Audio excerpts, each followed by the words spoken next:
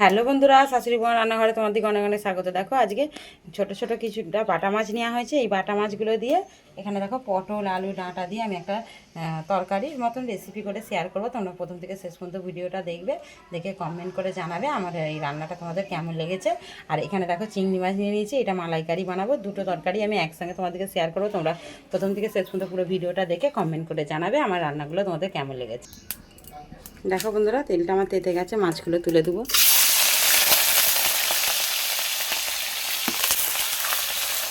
দিয়ে মাছগুলো সব ভেজে নেবে। দেখো বন্ধুরা, মাছগুলো সব ভাজা গেছে, এবার পটলটা ভেজে নেব।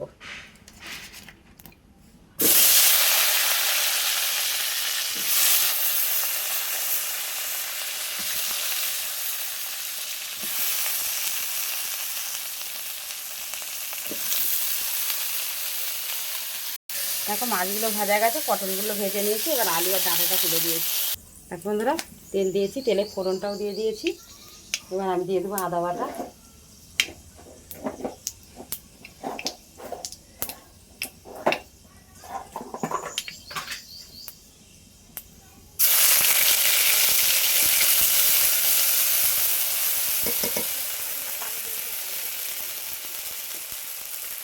এখানে দেখো পোস্ততে আর টমেটো কিছু বেটে রেখেছি, দিয়ে দেবো।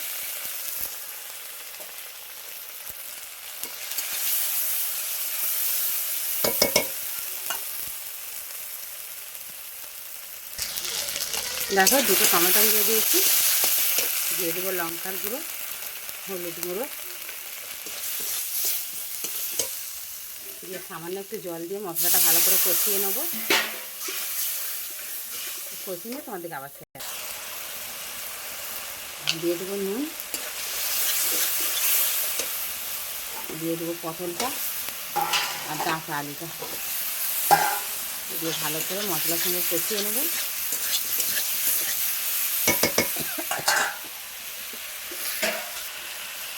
দিয়ে দেবো জল,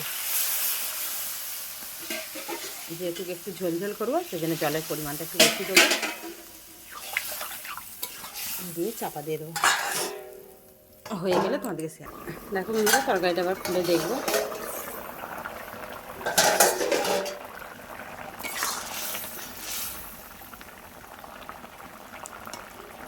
দেখো আলুগুলো অল্প সিদ্ধ হয়ে গেছে, এবার মাছটা দিয়ে দেবো। দিয়ে মাছ বাকিটা মাছের সঙ্গে সিদ্ধ হয়ে যাবে। দেখো মাছগুলো দিয়ে ভালো করে নেড়ে ছেড়ে দেবো, দিয়ে কিছুক্ষণ হতে দেবো, ঢেলে নিয়ে তোমাদেরকে শেয়ার করবো। দেখো তরকারিটা হয়ে গেছে, এবার আমি কড়াতে তেল দেবো আবারও, আর দিয়ে মাছগুলো ভেজে নিয়ে চিংড়ি মশলা বানিয়ে তোমাদেরকে শেয়ার করবো।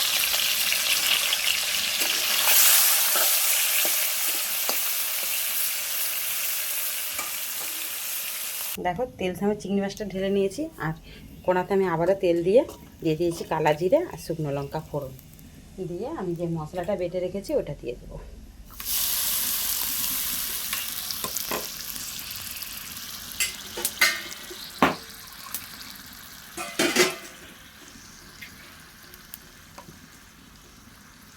দেখো ওই মশলার সাথে দিয়ে দেবো হলুদ গুঁড়ো, ঝাল লঙ্কার গুঁড়ো, পরিমাণ মতো নুন আর লাল লঙ্কার গুঁড়ো, কালারটা সুন্দর আসার জন্য।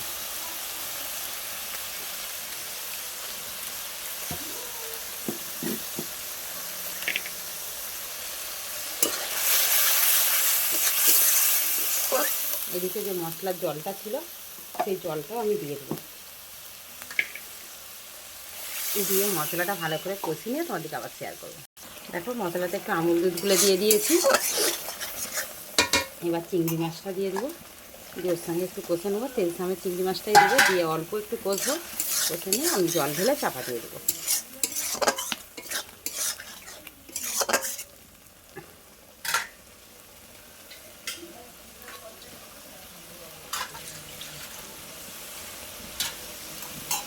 দেখো বন্ধুরা, এবার জলটা দিয়ে দেবো, দিয়ে চাপা দিয়ে দেবো। নামাবার আগে একটু গরম মশলা ছড়িয়ে আমি নামিয়ে নেব। দিয়ে দেবো একটু গরম মশলা গুঁড়ো। দেখো হয়েই গেছে, নামিয়ে তোমাদেরকে শেয়ার করবো। দেখো বন্ধুরা, দুটো রান্নাই আমার হয়ে গেছে। প্রথম থেকে শেষ পর্যন্ত পুরো ভিডিওটা দেখেছি। তোমরা দেখে নিয়ে কমেন্ট করে জানাবে আমার রান্নাগুলো কেমন লেগেছে। অনেক অনেক ধন্যবাদ।